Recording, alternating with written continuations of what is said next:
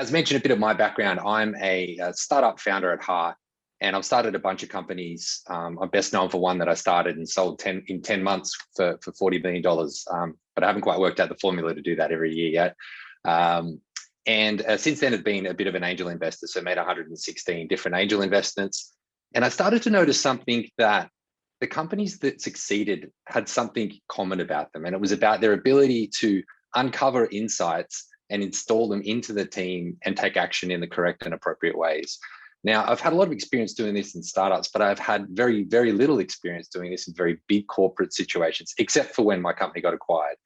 And the talks here today, I would really encourage all of you to go and listen to them in detail, because there's some great practical, hands-on tips you can walk away with.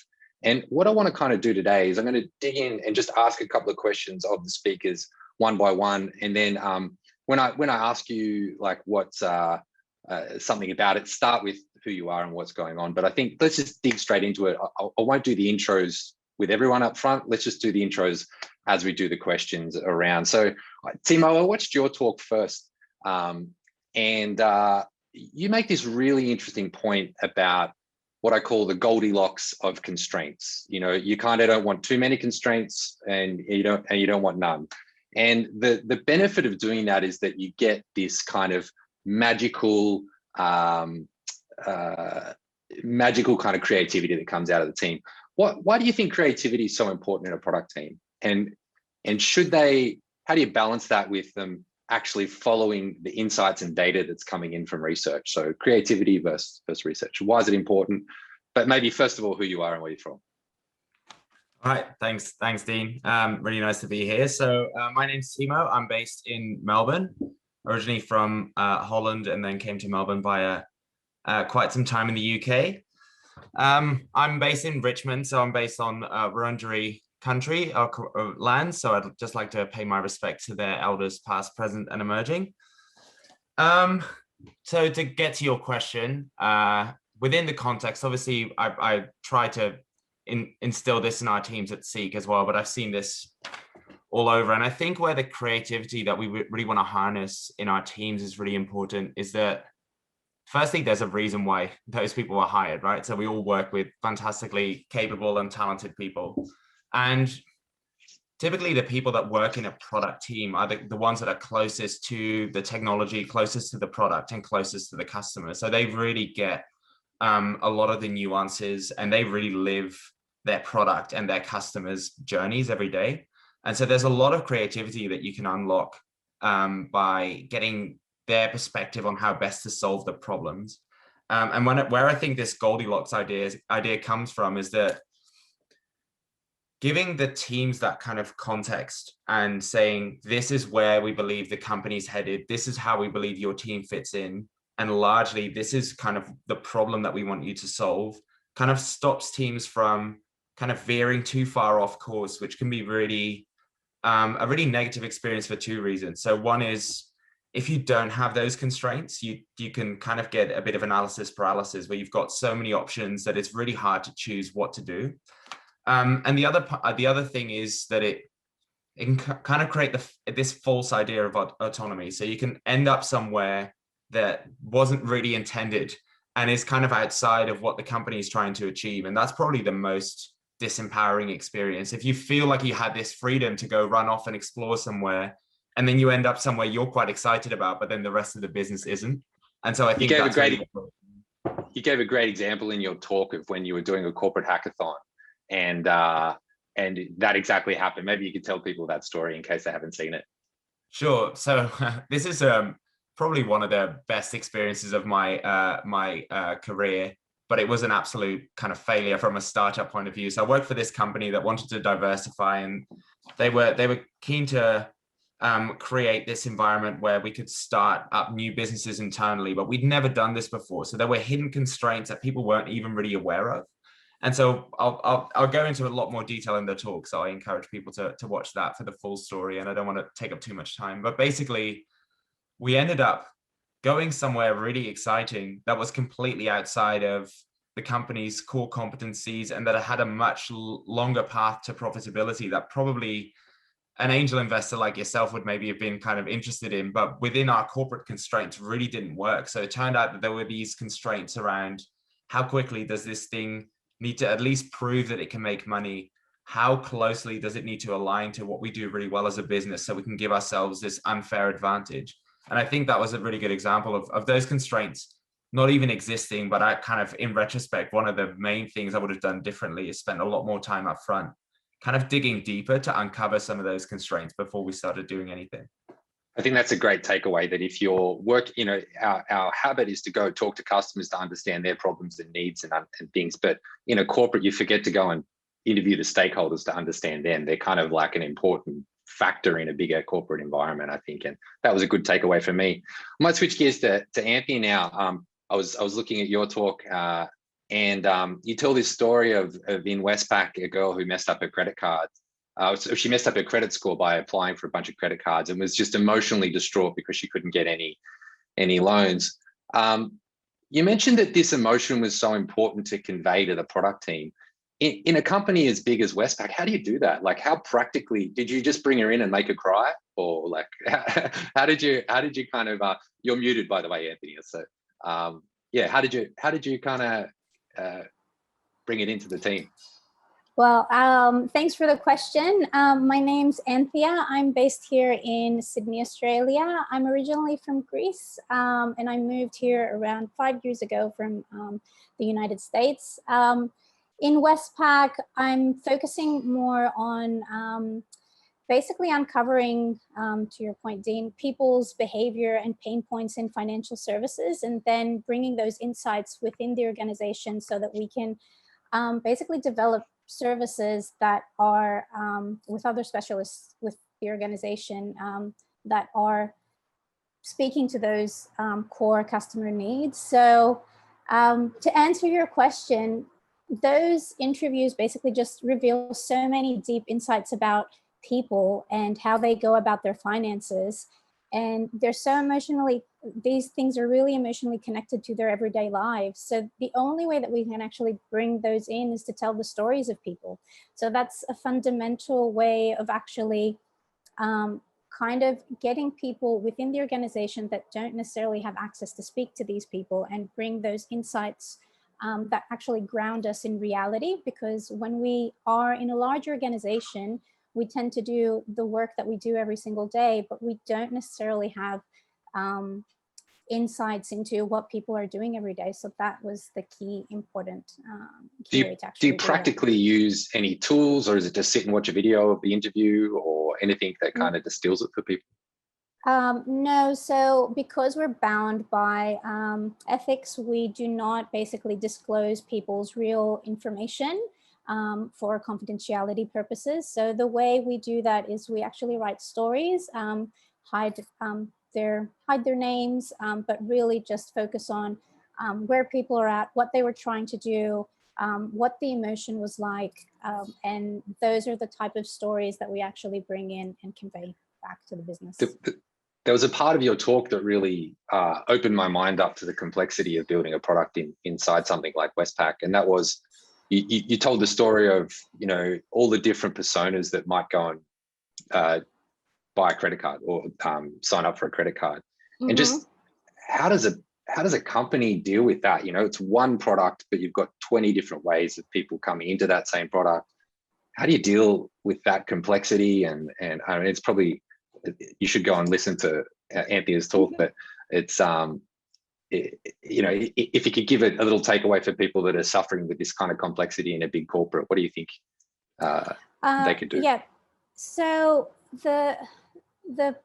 I guess we're not looking at personas as such, as archetypes. We're looking at basically people's behaviors, and those are really complex. So the way someone might use a financial product, for example, in my talk, and you can go and see it there, people might basically just splurge and spend on things that they're really passionate about, and other people are more reluctant and actually just really planning around things and just go through a rigid process of budgeting and goal planning. The things that financial products and services are so used by everyone around the world, and they've been here forever. So I guess for us to actually figure out what the future is and design products and services around all of these different behaviors, we just need to be cautious about the consequences that those actually behaviors create for different people. So having those things in mind helps us also de-risk things for customers so that people use financial services in a more appropriate way and basically to benefit themselves instead of getting in trouble because they don't necessarily know how the structures of finances work. Cool. I'll dig into a bit of Audrey's talk now. Just, you're an ex-product manager, then got set up to kind of run the head of a UX team. And so you sort of understood that there's a tension between these two schools and how they play together. The talk gives you some really practical kind of steps, and I really encourage anyone that's experienced this firsthand, products and design, always who controls what, whose call is it, whose idea wins. This happens all the time. And I thought you had some great practical solutions of how you do that. It was around shared planning and shared interviewing. How did you get the teams to agree to do this? So there's a lot of encouraging engineers and other people to get involved in interviewing and other part. Was there ever a sense of that's not my job? How did you get them to kind of want to do this, and what was the resistance you found within the organization to doing this? Yeah, great. And don't forget to introduce yourself as well. Well, kia ora, I'm Audrey, and I'm based here in Auckland, New Zealand. I'm originally from Toronto, Canada, though, but I've been in New Zealand for, I think, over 20 years now, so quite a long time. Well, interesting. Actually, I ended up running both departments, so product and design. And I think for me, and I've done that with the last two roles, so I'm the chief product officer at Snapcoms, we're an Everbridge company, and I also run UX design, research design, as well as product management, and same for when I was at the hypergrowth company, PushPay. And so I found myself leading the UX team, both research and design, and not really understanding what drove that department, what the values were of the people. And so I did a lot of research, and it's in my talk there, that kind of the steps that I went through there. But you're right, I think, it does take a mindset shift and a cultural shift as well. And Anthea actually, interestingly enough, talks about this in her talk as well, about sort of the changes that are required with an organization to adapt and to make changes. And I think, I think one of the things is just talking about the benefits of being able to do that. I think, innately, and engineers do want to know why they're working on the things that they're working. I think we've all heard stories where we build something, engineers spend a lot of time, everybody says, hey, this is a deadline, everybody's running hard towards it, engineering delivers it, and then no one uses it. Right. And then it's a sad story that engineering feel really terrible about why were we working on this in the first place? And I think the idea of bringing people closer to the customer and the customer stories, and while they're not the interviewee, while engineers may not be the interviewee, we're able to allow them to be observers, to really hear the heartfelt feelings of our customers about what's challenging. And I think one of the hardest things, though, I felt in that whole process was actually getting product and design to break down some barriers as to, here's our roles, here's the line, you do this and I do this, right? And what I was trying to achieve by the shared interviewing was the one area where I thought, actually, we could come together. Product managers want to interview customers, designers want to interview customers. It's actually a shared desire, and it's an area where we can find some common ground, understand and build value for each other. And so I think that enabled us to open the doors up in terms of the way that we were working, and to allow people to not feel threatened about, I guess, having cross-functional responsibilities sometimes.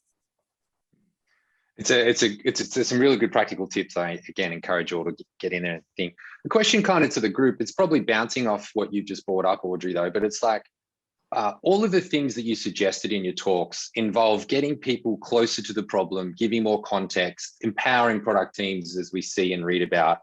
But they also come at a cost of slowing things down. If the engineer is sitting in an interview, he's not coding, and then therefore you're not shipping code and there's no features going out.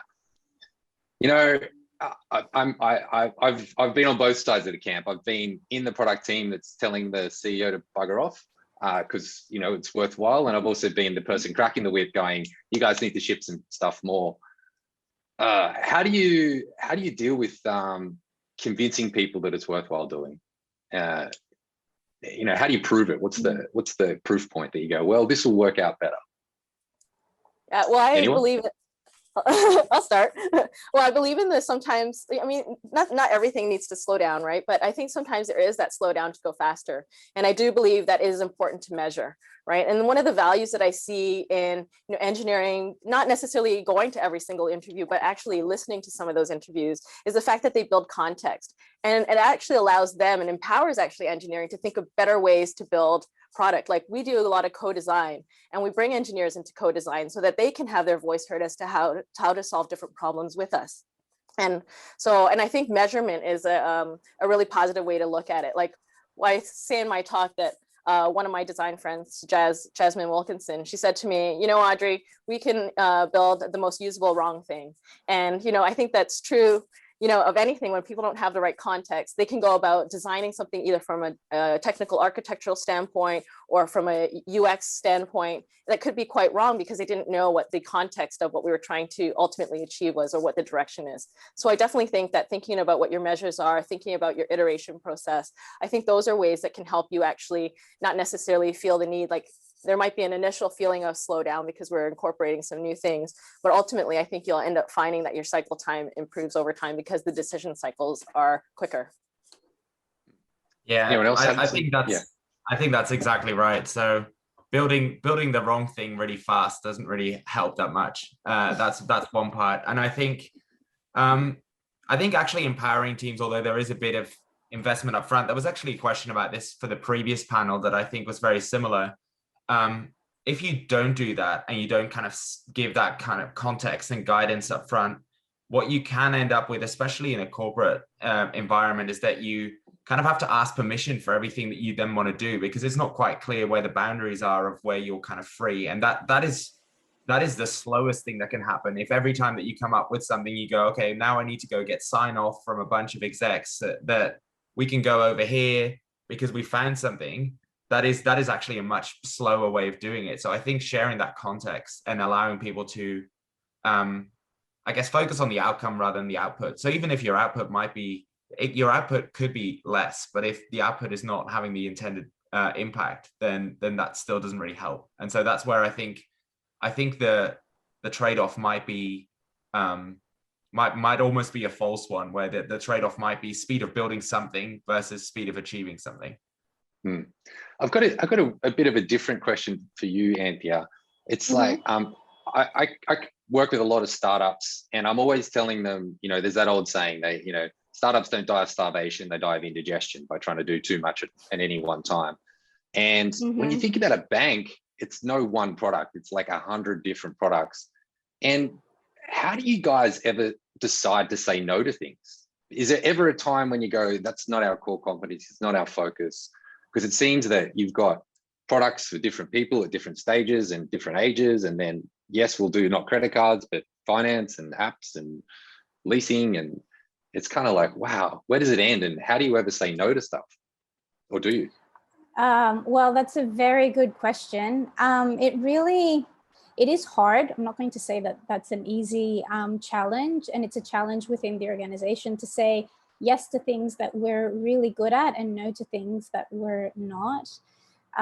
We have said no to a lot of things internally because you need to kind of balance what is actually good for the business and good for the customer and good in general for what we want to achieve as an organization.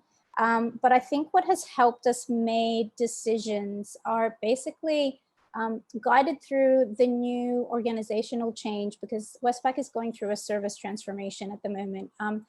We have a company vision, and basically what we're asking ourselves are questions like, just because we can, should we? And so there are a lot of different startups in the market at the moment that are doing a lot of new and innovative things.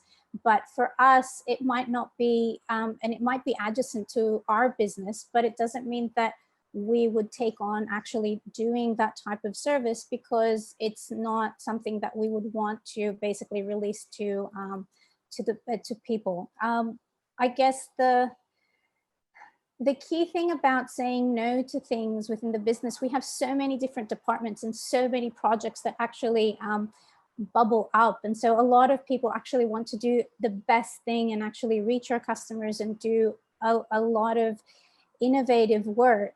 The trade-off that we need to also manage is basically the risk that we have, because we have a huge customer base. So any type of change that we introduce, we need to be really cautious about what the consequences are. And I kind of quoting Dr. Genevieve Bell, because she basically said, it was a couple of years ago in a talk, like, today's problems are yesterday's solutions. So for us, we are always trying to figure out and kind of project in the future to not create another problem of and introducing unintended consequences within the business. And that helps us kind of de-risk and help us say no to things that we don't want to look into. Awesome. Audrey, I know you've had a bit of experience working with startups. I've seen you in the StartMate community for a while. Do you ever think the corporate world will be able to out-innovate startups? And what, like there's a lot of talks here today about how to take the best of startups and put them into corporate. Do you think that's possible? What stops corporates from innovating at the speed of startups? And do you think there's an answer?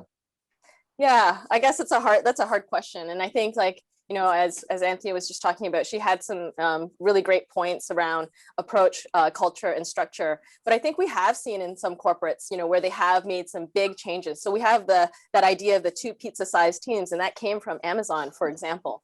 So I don't think it's necessarily about the size of the organization. I think it's about mindset too, right? And I think it's about how willing is that organization to change what they're doing and the way that they're doing, and the possibilities of, you know, failing and iterating, are they willing to take on? So I don't think it's necessarily that the corporate world can't innovate. I think it's just that they need the culture and the leadership to change the way that they're working. Is there any examples anyone can think of seeing that? Like they'll point at another corporate, or maybe something that happened internally, where you're like, wow, we really found an insight in a customer, got around it and built something great. Is there anything that comes to mind as an example that you guys think of, particularly in the corporate world? You see it all the time in the startup world, but I think that's what people want to learn here today, that might be in bigger corporates and trying to accelerate the pace of innovation.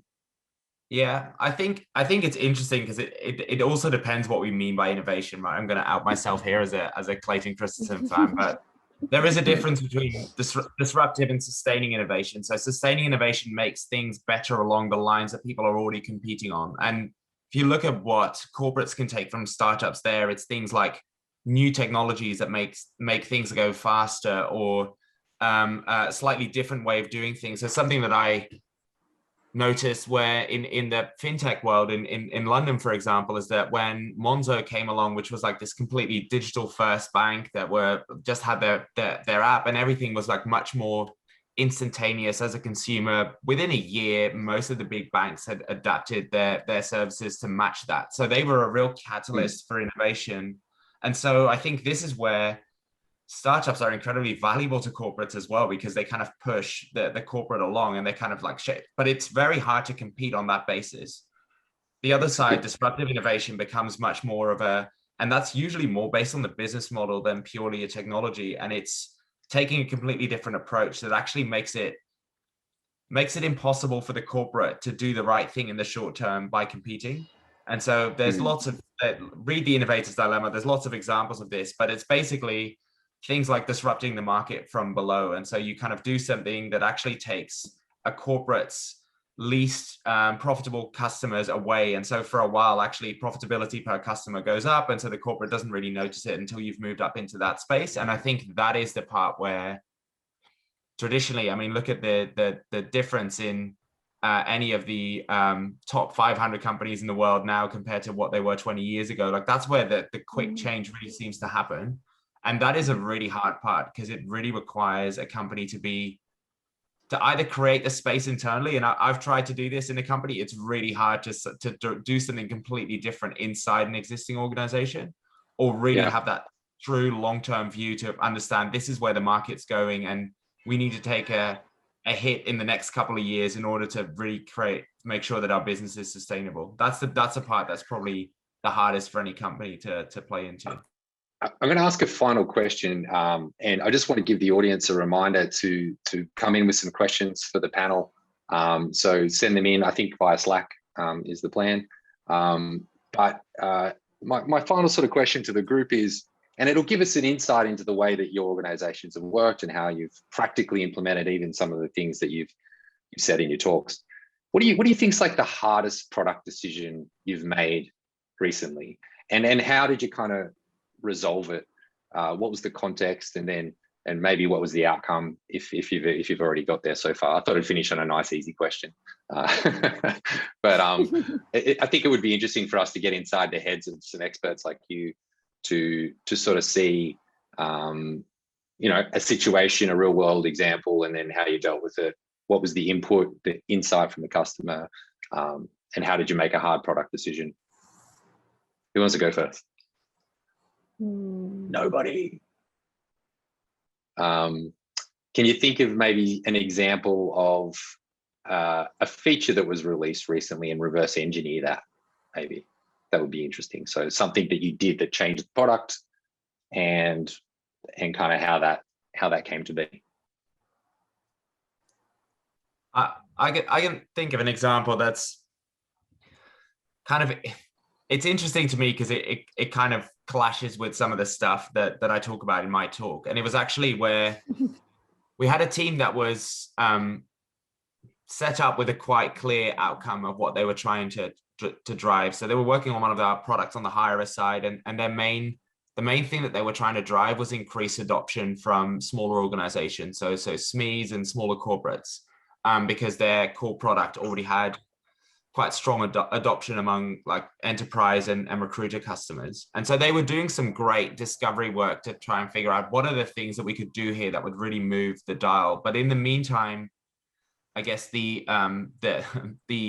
competitive context shifted.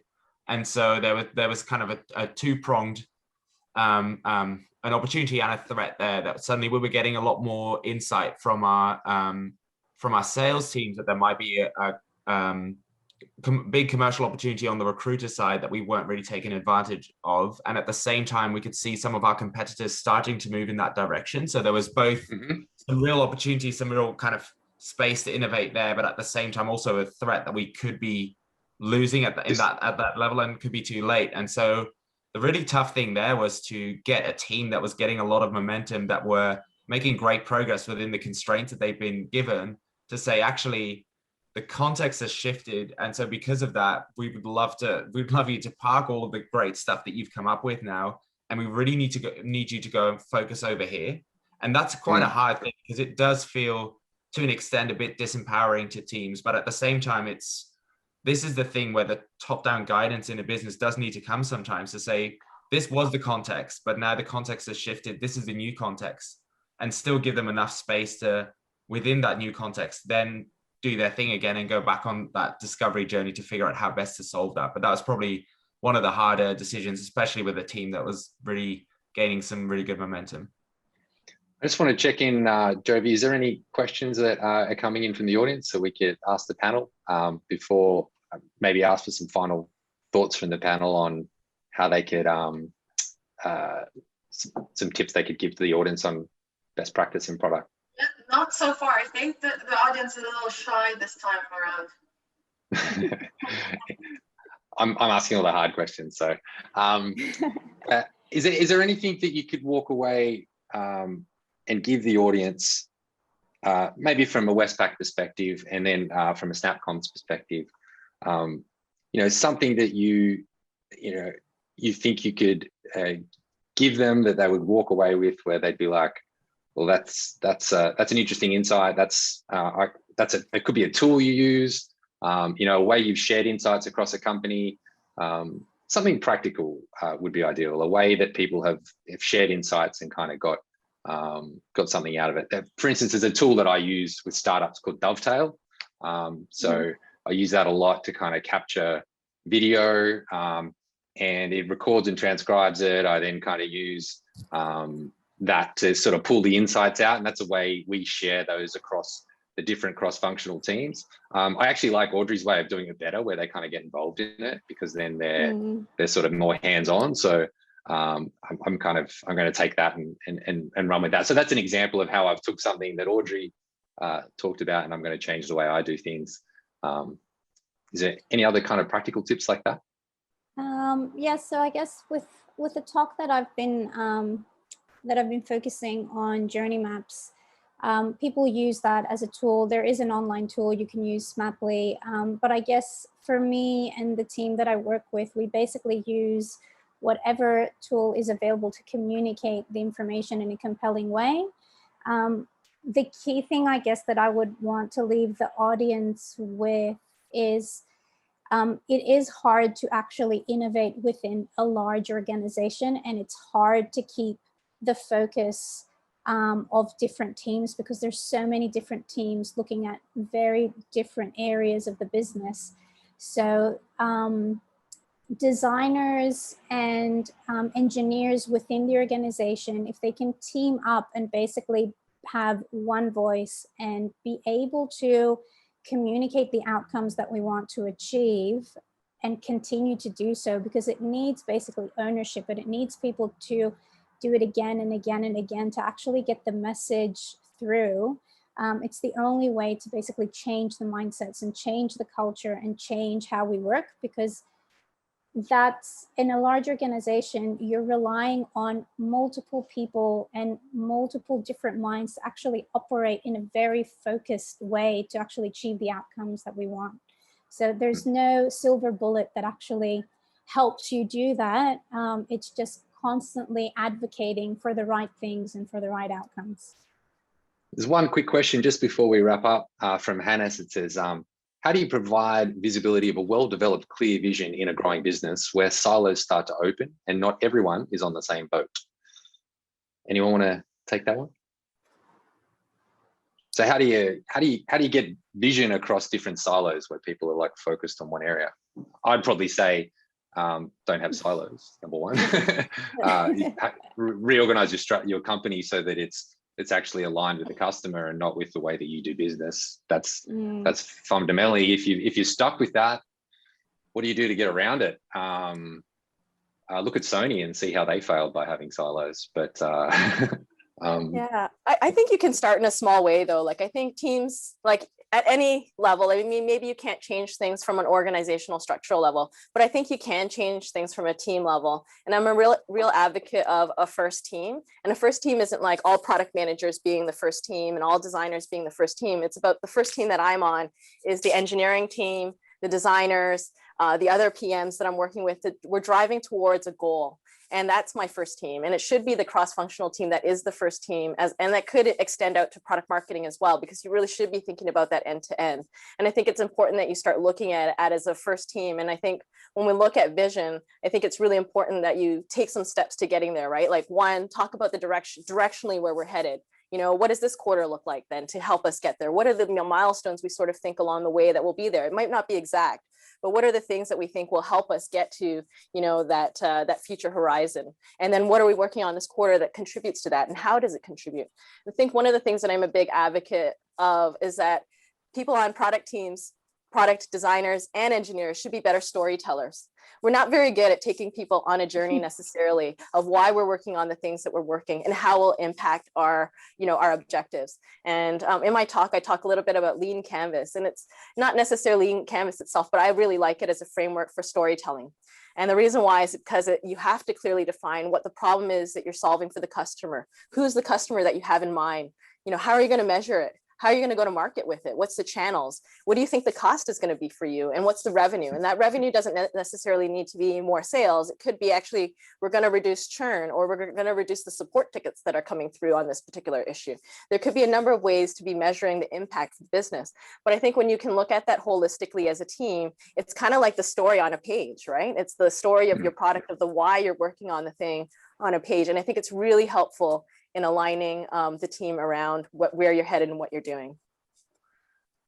Yeah, that's a good place to end. Oh, sorry, Anthony, did you want to add something? Yeah, it's a really good point that Andre just mentioned. And I think by looking at all of our different talks, I think the key thing also is that you need to have, to Timo's point, autonomy You also need to have autonomy and creativity, and basically that buy-in from leadership to actually give you the space to do that. Because there's little that you can do if the leaders of the organization actually don't allow you to have that space to be able to bring these insights in and actually work in the way that you need to work to make the change and the impact that you need to make. So I agree. I know that from my experience, if we didn't have leaders from the organization that actually supported us to do this type of work, we wouldn't be able to do so. I think that's right. If you guys go and watch that talk, the talk of the three here, you'll learn, you know, how constraints can kind of change the way and the creativity you get from an organization. If you listen to Anthea's, you'll understand that if you can understand that emotion and convey it to your product team in a really compelling way, and then if with Audrey's, if you can take the values and they kind of bring the whole team on a journey from start to finish, where they're part of the product, they're part of understanding, you'll not only kind of uncover the great insights that'll build great products, but you'll instill those insights into the team in the correct way so that they'll actually get some good shit done. And I think that's what I learned today. So thank you guys for your fantastic efforts to share that with this group.